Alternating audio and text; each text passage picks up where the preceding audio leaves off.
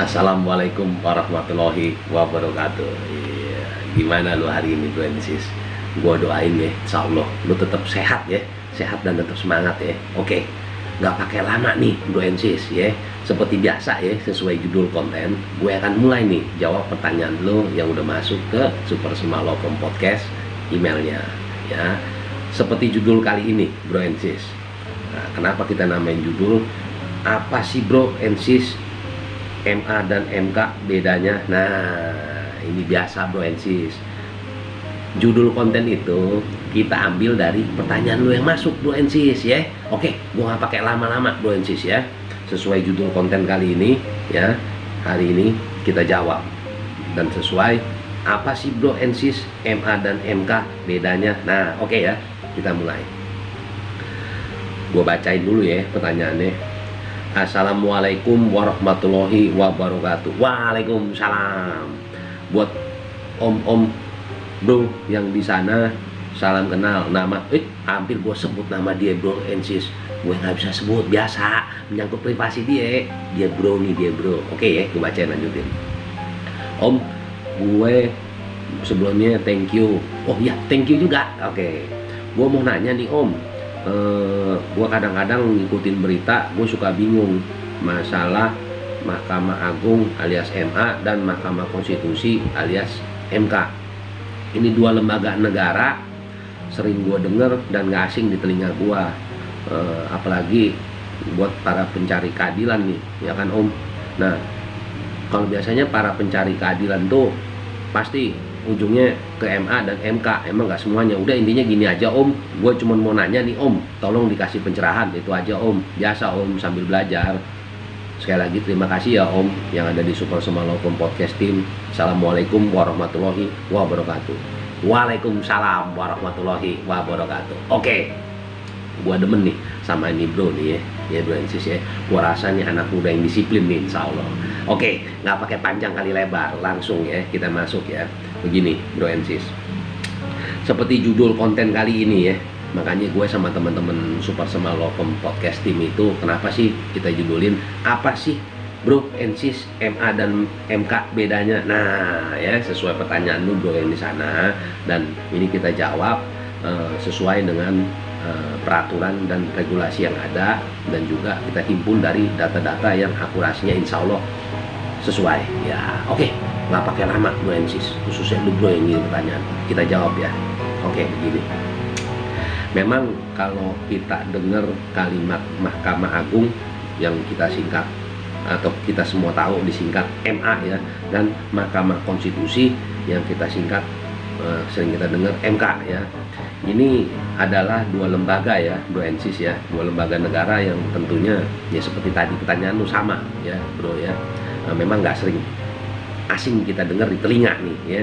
Nah terus kalau memang betul seperti pertanyaan lu ya bro ya, kalau mereka yang mencari keadilan biasanya banyak menghabiskan tenaga, waktu dan pikiran untuk memperjuangkan hak-hak mereka di kedua lembaga ini ya biasanya ya, insya Allah. Nah kalaupun walau tampak pendengarannya serupa ya, harus diingat nih Bro Ensis, MA dan MK ini memiliki sejumlah perbedaan ya.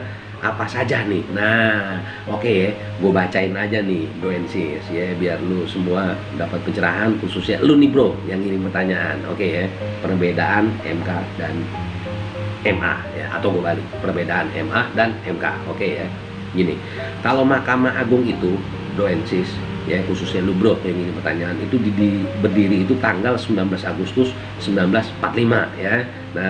Nah kalau Mahkamah Konstitusi MK itu berdiri 17 Agustus 2003. Nah gitu lo bro ya. Nah sekarang gue baca nih mengenai kewenangan Mahkamah Agung dan Mahkamah Konstitusi ya, khususnya lu nih bro yang ini pertanyaan, dan juga ini pencerahan buat lu Bro Ensis yang lain ya. Gue bacain ya.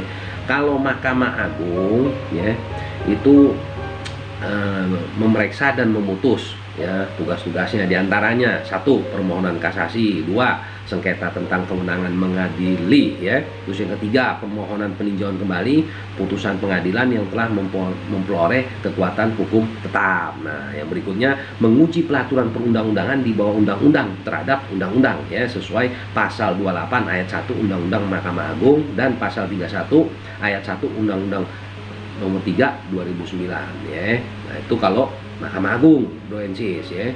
Ya, buat lu juga nih bro yang ingin tanya. Nah ini kalau Mahkamah Konstitusi ini tugas-tugasnya ya, mengadili pada tingkat pertama dan terakhir yang putusannya bersifat final untuk satu, menguji undang-undang terhadap Undang-Undang 1945 ya. Yang kedua, memutus sengketa kewenangan lembaga negara yang kewenangannya diberikan oleh Undang-Undang Dasar 1945. Yang ketiga nih, memutus pembubaran partai politik ya, itu yang ketiga bisa. Yang keempat, memutus perselisihan hasil pemilu ya, biasanya gitu sesuai pasal 24C ayat 1 Undang-Undang 1945. Nah MK juga wajib memberikan putusan atas pendapat DPR mengenai dugaan pelanggaran oleh presiden dan atau wakil presiden menurut Undang-Undang 1945 ya, itu sesuai pasal 24C ya, mohon maaf ya Bro Ensis ya, ayat 2 Undang-Undang 1945. Nah terus itu yang pertama tadi itu tanggal berdiri ya, gua ceritain teman lu Bro Ensis ya, yang gua sampaikan ya sesuai data yang kami ada ya dan kita himpun. Nah yang kedua tadi kewenangannya. Nah sekarang ketiga nih, untuk pencalonan dan jumlah hakim ya. Kalau Mahkamah Agung ya Bro Ensis, calon hakim agung diusulkan Komisi Yudisial kepada DPR untuk mendapat persetujuan dan selanjutnya ditetapkan oleh Presiden sesuai pasal 24A ayat 3 Undang-Undang 1945. Jumlah hakim agung paling banyak 60 orang ya. Pasal 4 ayat 3 Undang-Undang nomor 5 2004. Itu kalau di Mahkamah Agung. Nah, kalau di Mahkamah Konstitusi ini ya, pencalonan jumlah hakimnya bagaimana? Mempunyai 9 orang anggota hakim konstitusi yang ditetapkan oleh Presiden, yang diajukan masing-masing 3 orang oleh Mahkamah Agung, 3 orang oleh DPR, 3 orang dan 3 orang juga oleh Presiden ya, sesuai pasal 24C ayat 3 Undang-Undang 1945. Nah sekarang yang berikutnya cabang kekuasaan kehakimannya ya. Kalau Mahkamah Agung ya, memiliki badan peradilan yang berada di bawahnya dalam lingkungan peradilan umum, peradilan agama, peradilan militer, dan peradilan tata usaha negara ya, sesuai pasal 24 ayat 2 Undang-Undang 1945 Bro Ensis ya. Nah terus nih kalau kekuasaan kehakiman di Mahkamah Konstitusi tidak memiliki cabang ya, kekuasaan kehakiman MK hanya ada satu dan berkedudukan di Ibu Kota Negara Republik Indonesia sesuai pasal 3 Undang-Undang Mahkamah Konstitusi. Nah ini yang bersifat putusan nih Bro Ensis ya, khususnya lu bro nih ngirim pertanyaan ya. Kalau Mahkamah Agung ya, sifat putusannya bersifat final, namun dapat dilakukan upaya hukum luar biasa berupa peninjauan kembali putusan pengadilan yang telah memperoleh kekuatan hukum tetap dan gerasi sesuai pasal 66 sampai 76 Undang-Undang Mahkamah Agung dan pasal 2 ayat 1 Undang-Undang nomor 5 2010 ya. Nah, terus kalau sifat putusan nih Bro Ensis ya, sesuai Mahkamah Konstitusi punya putusan, itu Mahkamah Konstitusi bersifat final, yakni langsung memperoleh kekuatan hukum tetap sejak diucapkan dan tidak ada upaya hukum yang dapat ditempuh. Sifat final dari putusan Mahkamah Konstitusi mencakup pula kekuatan hukum yang mengikat, final dan binding ya. Penjelasan sesuai pasal 10 ayat 1 Undang-Undang nomor 8 2011 gitu ya. Nah jadi mudah-mudahan nih ya, khusus lu nih bro yang ngirim pertanyaan ya. Nah, jadi sesuai judul konten juga nih Bro Ensis, apa sih Bro Ensis MA dan MK bedanya? Nah itu tadi jawabannya tuh insya Allah ya Bro Ensis ya. Nah khususnya lu nih bro yang udah ngirim pertanyaan. Nah seperti biasa nih Bro Ensis, kita setiap menjawab pertanyaan dari lu pada yang masuk Bro Ensis ya, kita menjawab itu semua. Kita tim Super Semalopom Podcast itu dari mana? Dari berdasarkan peraturan dan regulasi perundang-undangan yang ada gitu. Dan mudah-mudahan insya Allah bermanfaat nih ya. Dan mohon maaf nih Bro Ensis, khususnya lu bro yang ngirim pertanyaan, kalau seandainya pertanyaan lu semua Bro Ensis ya, khususnya lu nih bro yang ngirim pertanyaan ya, dan kita naikin jadi konten, dan itu ternyata pertanyaan itu kayaknya lu masih kurang gimana gitu ya, lu silakan lu kirimin lagi pertanyaan kelanjutannya ya, dan insya Allah kita jawab lagi nih. Kita tim Super Semalopom Podcast nih ya Bro Ensis.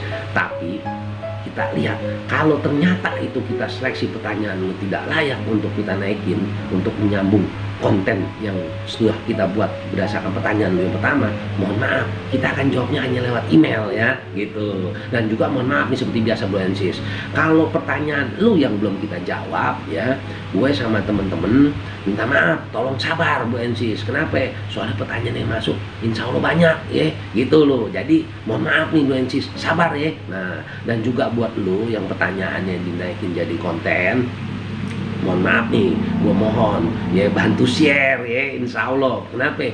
Biar apa? Biar bantu mengedukasi Bro and Sis kita yang lain ya. Nah, nanti gue lanjutin biar gak kedor karena ngomongan gue mulai belepetan nih Bro and Sis.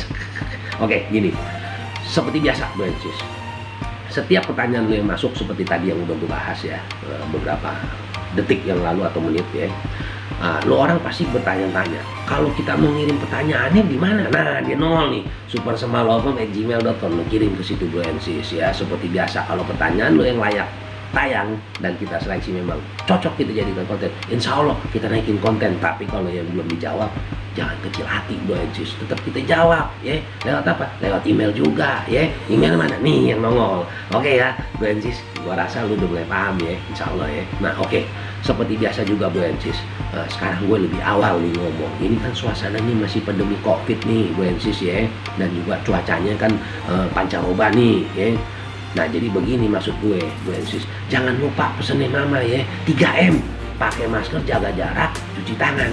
Kalau lu pulang dari aktivitas dari manapun, jangan lupa Bro and Sis, apa? Salinan baju yang bersih ya, dan jangan lupa pola makan, pola hidup lu dijaga ya, biar apa? Biar tetap sehat insya Allah dan tetap semangat gitu loh Bro and Sis. Dan juga nggak pakai lama-lama Bro and Sis, gue minta dan mohon sama lu nih, Super Semalopom tim podcast yang diwakili sama gue ya, gue mohon nih, kita semua mohon sama lu Bro and Sis, kalau lu yang udah alhamdulillah cocok sama channel kami ya, kan udah di subscribe dan klik loncengnya tuh insya Allah ya, jangan lupa di share ya, kecuali lu nggak punya kuota nih mohon maaf ya. Ya gitu, kenapa? Biar kalau lu bantuin share channel kami punya siaran ini, konten-kontennya insya Allah bisa mengedukasi nih. Buat apa? Buat Bro and Sis kita yang lain gitu loh ya Bro and Sis. Nah kalau lu yang baru pantengin channel ini, jangan lupa Bro and Sis, apa? Diklik subscribe dan klik loncengnya biar ada notifikasi, dan setiap konten kita yang baru nongol lu bisa ikutin siarannya gitu loh Bro and Sis. Dan seperti biasa Bro and Sis, gue juga nggak mau pakai lama-lama kayak penggaris panjang kali lebar ya, gue takutnya apa? Lu pada kesel gitu loh Bro and Sis. Gue mau tutup ya ini konten, tapi seperti biasa Bro and Sis, bersihin hati, bersihin pikiran, disiplin. Kenapa gue selalu ngomong bersihin hati, bersihin pikiran, disiplin? Insya Allah Bro and Sis, kalau lu lakuin ya, insya Allah di setiap kegiatan lu keseharian lu akan terhindar dari macam bentuk pelanggaran apapun dan bentuk pelanggaran hukum lainnya gitu loh Bro and Sis. Oke ya, gitu dulu, nggak pakai lama-lama ya, tetap semangat, jaga kesehatan selalu ya Bro and Sis. Assalamualaikum warahmatullahi wabarakatuh.